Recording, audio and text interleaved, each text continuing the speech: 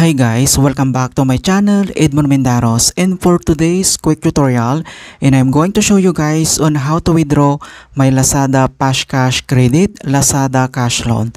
So since na-approve na ang Pashcash Credit ko at binigyan ako ng 8,000 credit at itatry natin ngayon na withdraw ito. So guys, stay tuned ka lang para malaman ang buong process. So without further ado, and let's go ahead. Ang next step ay open lang natin ang Lazada applications at dapat nakalagin tayo. And then dito lang sa ating Lazada homepage, dito lang sa baba ay select mo lang dito yung account.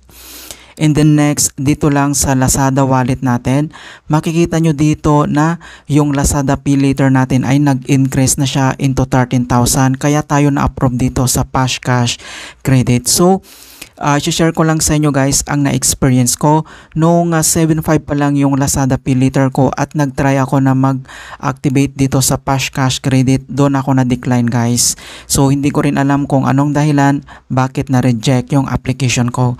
So, since 13,000 na yung Lazada Pay Later ko at dito ako nag-apply dito sa Pashcash Credit at luckily na-approve na yung Pashcash Credit natin. Mayroon na tayong 8,000. Okay? So hindi ko rin alam sa inyo guys kung ano yung na-experience nyo. Okay? So ang next step ay kailangan mo lang i-click tong withdraw. And then madirect tayo dito sa Lazada Pashcash Withdrawal. Makikita nyo dito yung ating full amount na 8,000 lang yung pwede nating i-withdraw mga kaibigan. So mayroon ditong minimum na 2,500 into maximum 8,000 lang yung pwede natin. So kung paano ba ito ma-edit, i-click mo lang tong cross button nito mga kaibigan. So click mo lang yan and then enter mo lang dito yung 2,500. Ayan, so hindi ka na pwedeng bumaba dyan. So mag-start ka ng 2.5. And then dito naman sa kanyang installment plan. So may dalawang options dito na pwede nating i-select 2 months or 3 months guys. So dalawa lang. So select lang natin tong 2 months. Ayan, so dito sa monthly repayment, makikita mo dito yung full details niya mga kaibigan kung ilan yung babayaran natin na interest. So i-click mo lang tong arrow na to.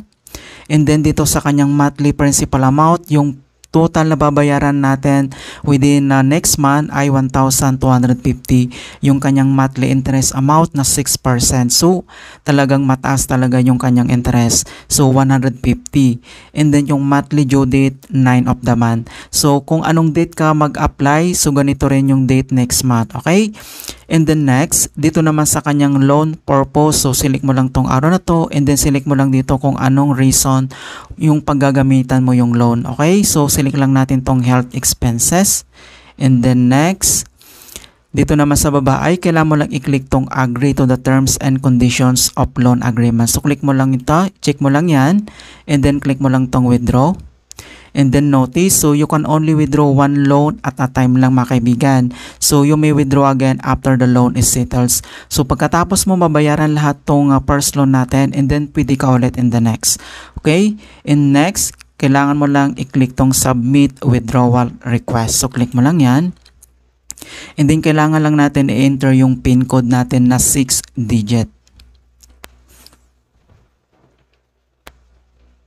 Okay, so application submitted, we are reviewing now. So kailangan lang natin ito hintayin mga kaibigan.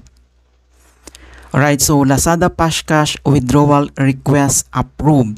Okay, so napakabilis lang talaga mga kaibigan. Makikita nyo dito na your withdrawal 2.5 is approved. Please wait for disbursement onto your Lazada wallet mga kaibigan. So note lang, the credit amount will reflect in your Lazada wallet within 24 hours. If you proceed to transfer to your bank account or e-wallet, this may take up to 5 banking days depending on your bank. Will receive and post notifications and inbox message on Lazada app once your withdrawal is approved.